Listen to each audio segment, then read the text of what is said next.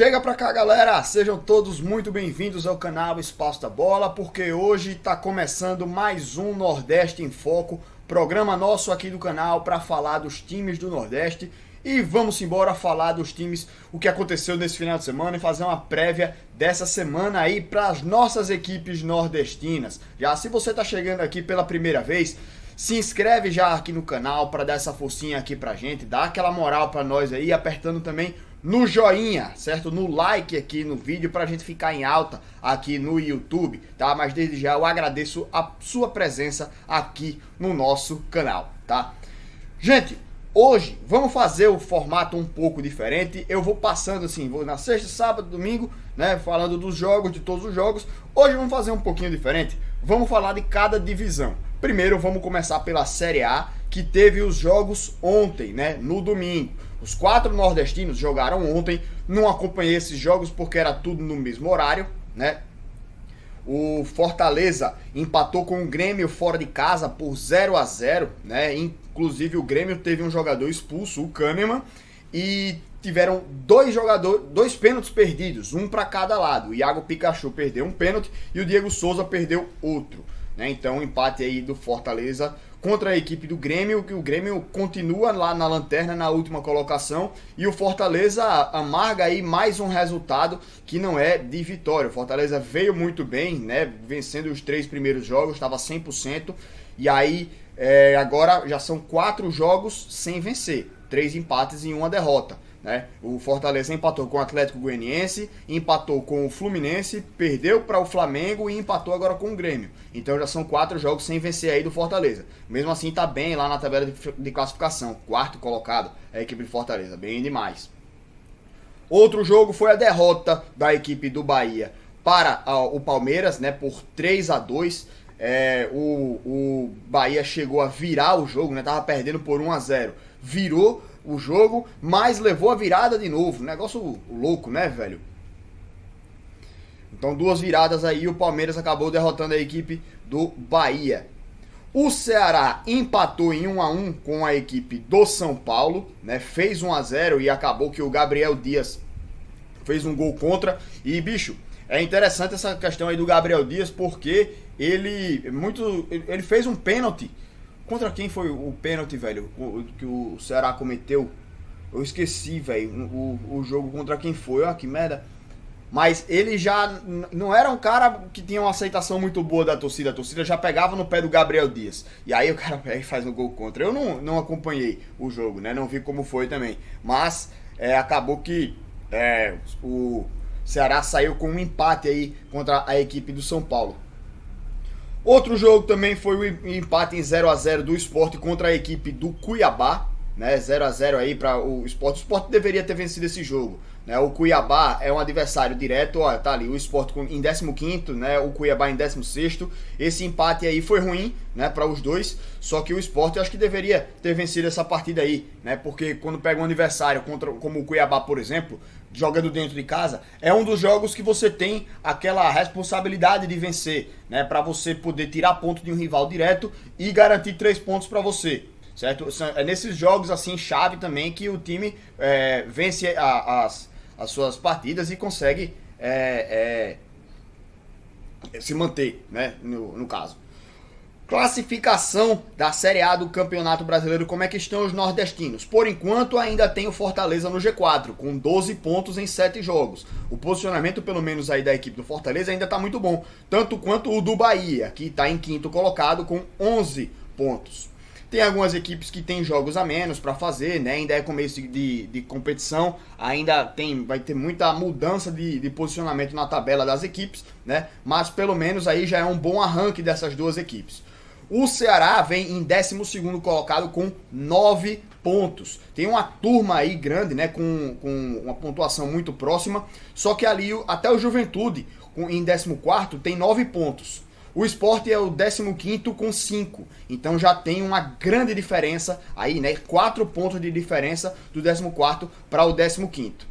Certo? O Sport está ali, né, 4 pontinhos. O primeiro dentro da zona de rebaixamento é o São Paulo com 4 pontos, né? Só que um detalhe, o Cuiabá, que está com 4 pontos coladinho também ali no Sport, tem 2 jogos a menos. O Sport fez 7 partidas, o Cuiabá fez 5 apenas. Tem algumas equipes aí com jogos a menos, né? Então, olho aí para algumas mudanças na tabela de classificação. Agora vamos voltar um pouquinho para a gente falar da Série B, porque a rodada começou na sexta-feira, certo? A gente já teve o Avaí vencendo a equipe do CRB por 1-0 e, bicho, um jogo que o CRB ficou revoltado, e é para ficar revoltado mesmo. Teve não só uma expulsão injusta do Bressan, né? O CRB já estava num jogo chato, um jogo complicado, com vários desfalques, estava sem o Diego Torres, estava sem o Gum e sem o Jean Patrick, né? Os 3 poupados. O Avaí jogando em casa já é um adversário chato, né? E o CRB ainda foi prejudicado com essa expulsão do Bressan, que foi injusto. Ele subiu com o braço lá alto, realmente bateu no outro jogador, mas ele não subiu para dar a cotovelada, para acertar, para atingir, né? Ele acabou sendo expulso, na minha opinião, de maneira injusta. E o gol que o CRB marcou, apesar de o atacante, na hora que recebeu o passe para fazer o gol, ele não estava impedido, no lance anterior, na origem da jogada, há um cruzamento em que o cara tá impedido e o zagueiro corta. Só que ele vai para a disputa com o zagueiro, né? Ele tem o choque com o zagueiro. Ele não pega na bola, mas ele participa do lance. Deveria ter sido anulado, né? Então, 2 lances chave aí da partida que o CRB foi prejudicado e acabou perdendo essa partida com um gol que deveria ter sido anulado e um time que estava já prejudicado com um jogador a menos, né? Fora outras situações ali, tipo de impedimento e tal, que não foi marcado para a equipe do CRB. Então, um jogo revoltante para a torcida regatiana. O Operário e o Confiança empataram em 0-0, foi até um jogo bem chato, né, esse daí, mas pelo menos o Confiança, jogando fora de casa, conseguiu tirar ponto do Operário, conseguiu pontuar fora de casa, isso é importante, né. No sábado a gente teve a vitória do Sampaio Corrêa em cima do Botafogo por 2-0, né? Foi ótimo resultado aí do Sampaio Corrêa. O Botafogo vinha bem na classificação e o Sampaio vence, entra no G4 inclusive com esse resultado. O Vitória acabou perdendo para o Londrina por 2-1 de virada. O Vitória tinha feito 1-0, bicho. E aí o Londrina vai e consegue virar esse jogo aí.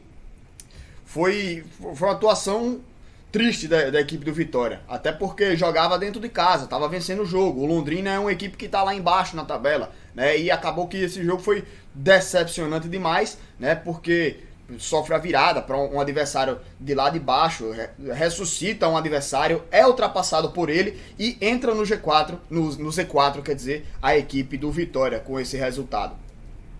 E o empate do Náutico com o Remo em 1-1. O Náutico continua líder, disparado lá na frente, mas já são 2 empates seguidos. Continua invicto, né? Aliás, o Náutico só tem uma derrota o ano inteiro, velho.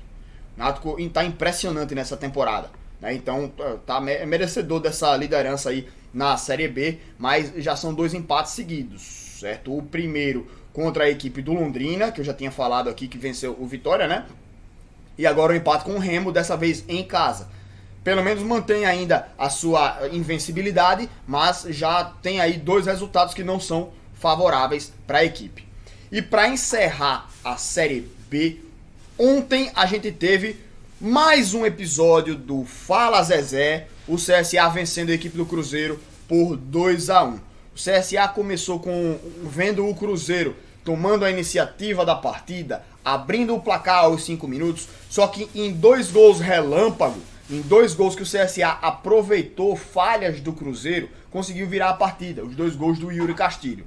O primeiro, um erro lá no meio de campo, em que o cara do Cruzeiro saiu de uma maneira absurda lá, né? Não consegue pegar a bola sozinho, a bola escapa dele, e aí já tinha as linhas quebradas, né, do Cruzeiro. O Della Torre aciona o Gabriel, que aciona o Yuri Castilho dentro da área e faz o primeiro gol. No segundo, um vacilo da defesa, o Yuri Castilho sobe, levanta a marcação, vai marcar pressão, toma a bola e, na minha opinião, ali numa tentativa de cruzamento, ele bate a bola direto pro gol, né, e acaba entrando. O Fábio foi até driblado, né, nesse caso aí, foi enganado, né, foi tapeado ali o Fábio e a bola entra direto no gol.